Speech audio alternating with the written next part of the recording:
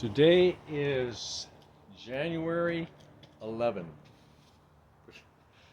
2025. Today I'm going to talk about winter gardening. So what I've did is I've built a lot of these long trenches out of pallets. Broke down the pallets and I took some shingles when I did my roof. I kept all the shingles and I used the shingles as a side support for the dirt and also the underneath. So the bottom is also shingles. So I fold the shingles on the inside and then I just take a rope, tack it to keep the shingles in because I use long shingles. So they're self-supportive mostly. You just need a little rope or something or a piece of wood underneath to keep the bottom shingle from falling out. And so what I do here is I'll take these, and I got strawberries that produce a lot of baby strawberries, and I'll plant them in here. And so I'll have this like long row of strawberries. And so what I do is I've got a whole bunch of them in the back. Oh, that was close, wasn't it? We almost collided. So I got a whole bunch of these kinds of structures in the backyard, that are already full of strawberry plants. And it's really, if you're going to do transplanting strawberries, it's actually best to do it in the wintertime. They'll have a good chance to get rerooted. I filtered out some of them here a couple days ago. So they were all bunched up. Lots of too many strawberries. It's important to have them thinned out. So a couple days ago, I thinned this out. This was all packed with strawberries because a strawberry plant will, depending upon the breed, this breed, it'll keep growing strawberry plants right next to each other. So you got a root, a strawberry plant will come out, and then another one will come out, and then another one out of the same root ball, right? And that's too many plants. So this particular breed, I need to thin this breed out every year. So what I have is I've got 4 strawberry plants that I thinned out, and in this one long strip, it's the same design as the one that I just showed you in my driveway. Same setup. So I did also this one here. Got 4 plants in there. And so, because if you get too many strawberry plants together, your strawberries are going to be small. They're not going to be as big strawberries, right? So I'd rather have fewer strawberry plants and bigger strawberries. Not only that, they're easier to fertilize. I use my own homegrown fertilizer. I make it from nature. Natural nature's fertilizer, right? And that's what I feed them. So from all these ones that I thinned out, I've got, I don't know. Well, when I'm all done, I'm going to have thousands of strawberry plants that, are going to be thrown away because it's important to thin them out. And so I've got 17 more here to go, not including the one in the front. And I think I have a couple more like this in the front in the driveway. And so in the wintertime, it's actually really good it's a good idea to really keep prepping your garden for spring and planting season. It's a good idea to mix in some soil, new soil in areas, just really get everything prepped. And by doing that, your plants are really going to have a chance to get established microbes that are in the soil, because you really want to get microbes established in the soil before you plant, and your plants will do much better with an established microbes in the soil. And so this goes way back. I've got winter mints. I think I got like 7 different kinds of mints. And the thing about mints, you want to put those all in one place. You know what I'm saying? Like, don't scatter. You don't want to put a mint plant in with anything else. So designate an area away from anything else that you're planting, and use that one designated area for all of your mints. or put them in pots. I've noticed that my mints do much better in the ground than in pots. So I had all my mints in pots. They were just suffering. Um, so I said, you know what? So I decided to put them all back over here. I took all my 7 different kinds of mints and I put them all right there.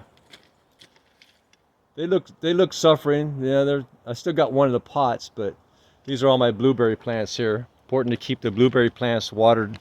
You wouldn't think they need a lot of water, but blueberry plants, the soil needs to stay damp. Right, in the summertime, spring, you got to keep them damp. Otherwise, you're gonna get very few berries or tiny ones. And it's important to keep them clipped as well. You want to trim your blueberry plants. It seems terrible. Oh, I gotta trim all these branches. That could be blueberries, right? So, but no, you'll get more if you keep them trimmed. Right? They'll have new shoots come up, and they'll be more vibrant. So, and back there is my blackberry plants. I planted those. Those were wild, and I tamed them. So now I got them growing in rows. Blackberries. Blackberries are excellent for you. This is my grapevine. It was just one little stick that I got from, I don't know, Home Depot. It was one little stick grapevine, and now it's turned into a beast. It's hard to keep tame. You can see kind of the length that it goes there, all the way down.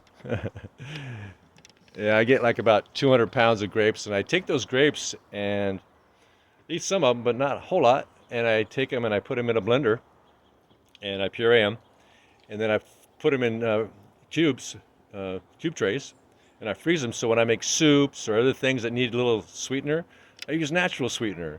It's got the fiber and all the polyphenols and all the other vitamins and minerals and nutrients in there. And that's what I use for a sweetener is my grapes. And I also have a peach tree, and I do the same thing with the peaches. I'll puree some and put them in cubes and use them for a sweetener. I also have apples. Do the same thing with apples. I make some applesauce, but then I also cube some of those, puree them and cube them and use them for a natural sweetener and things. You know, cookies. Well, I don't make cookies, but you know what I'm saying. But and there's my girls. Oh, they've tamed down a lot. It's starting to cool down, but there's still a lot of girls. Still a lot of my bees over there. Still over there navigating a little bit. I don't know if you can see them. Yeah, they're still buzzing around in the shade there. Oh, they're still coming in with pollen and nectar. Oh my gosh, I have no idea where they're getting all that food in the middle of January. It's like, what? Something's blooming somewhere. I have no idea. Maybe I can get on my roof and look around the neighborhood and see what the heck is blooming. So yeah, winter gardening is really, you can really get some good produce during the winter. I've got onions that I started from seed. These are all onions, and what I do is I use the leaves. I use these leaves like one would use chives. It tastes like onions. So I keep them trimmed back, and I eat those most nights. Last night before. I put them in most things, the onions. And then I also have got Brussels sprouts growing. And you can see the little Brussels sprouts growing. Yeah. Brussels sprouts in January. Weird. And I got my kale. And I also grow radish leaf in the wintertime. Radishes grow really well in the winter. And what I do is I'm not as much focused on the radishes as I am on the leaf lettuce. So this is I use the radish leaf. Tastes just like radish, right? And it's really nutritious.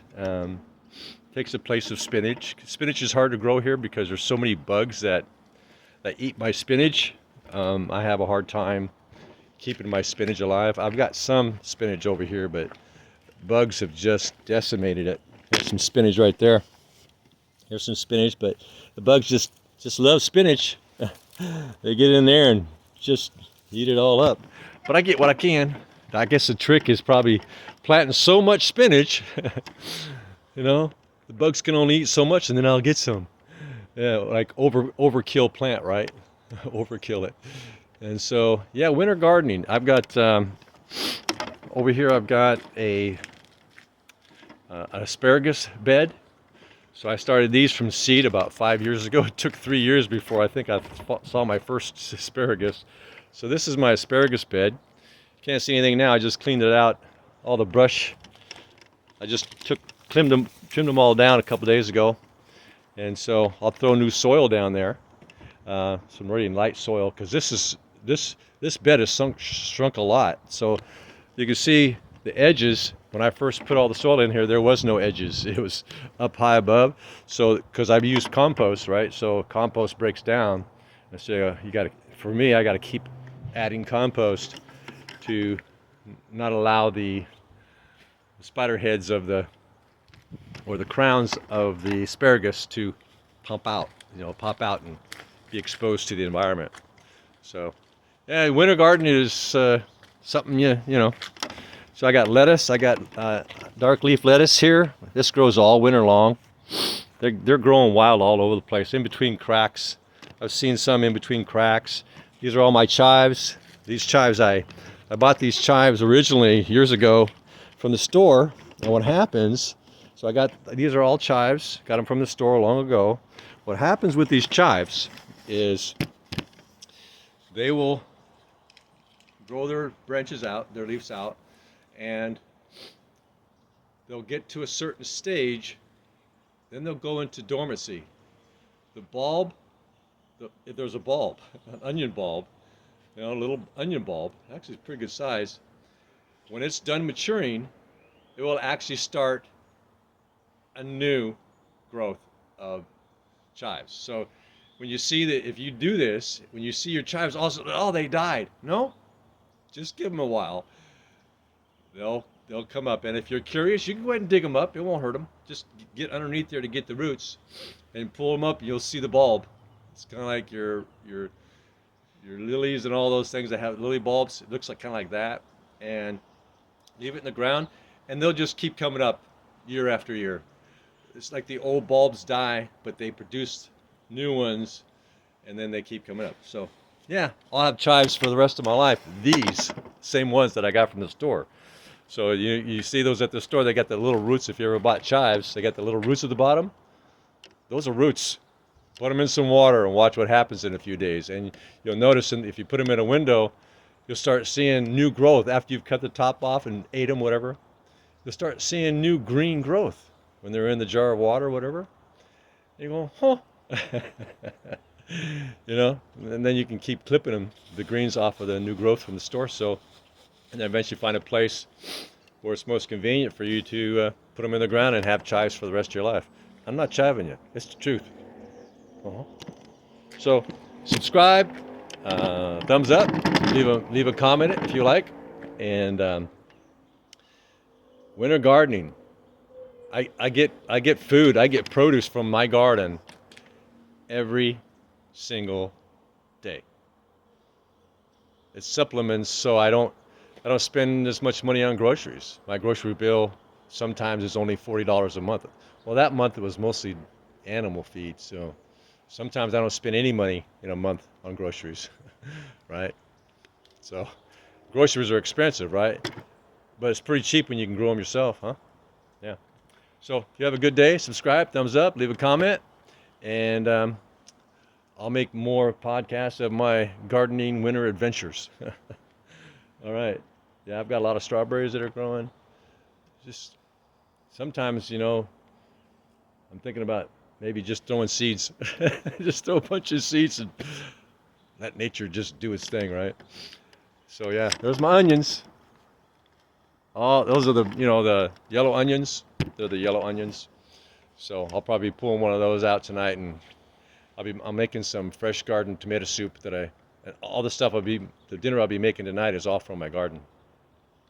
And so I'll probably be pulling up one of those onions there and throwing it in my organic fresh garden tomato soup. Yeah, the tomatoes are from my garden too. Got a freezer full of garden stuff. Something was to happen, grocery store shut down, I'd probably be good for about a year with all the stuff that I've got. because I got generators and self-sufficient, right? And I do everything DIY, or DIMPS, do it my freaking self. So there's my compost system back there. Those black buckets have compost fertilizer that I'm making, homegrown. The plants feed me. I take it, process it, and I give it back to them. And they do great. They love my homemade fertilizer. It came from them anyway. So yeah, I'll do some more podcasts of the progression. I've got some elephant garlic that I planted, and I think there's one still back there.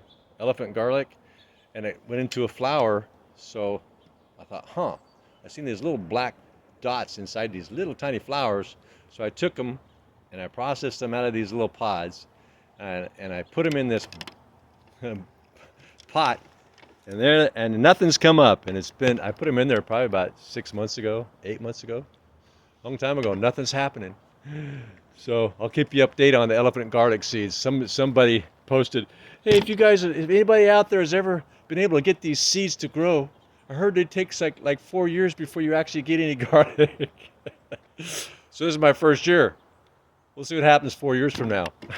Yeah, they grow really slow. And I think I have an actual. Oh yeah, these are all. So these here, right here, these are all elephant garlic right there. So what I did is I bought an elephant garlic from the store, took the bulbs, and I planted them in the ground, and I got some big elephant garlic plants. And so I ate some of them, and then I repurposed them back into the ground. And so, yeah, it comes probably end of spring versus summer. These elephant garlic will be ready, so I'll pull those up and take the biggest bulbs, put them back in the ground. Keep getting garlic for free, right? Anyway, so that's just part of my winter gardening. I'm going to be expanding my winter garden quite a bit. Now that I've learned what grows in this area in the wintertime. I was pretty amazed on all the different kinds of things you can grow in the wintertime here in 8B in Eugene, Oregon. So, all right, you have a good day. Subscribe. Thumbs up. Bye now.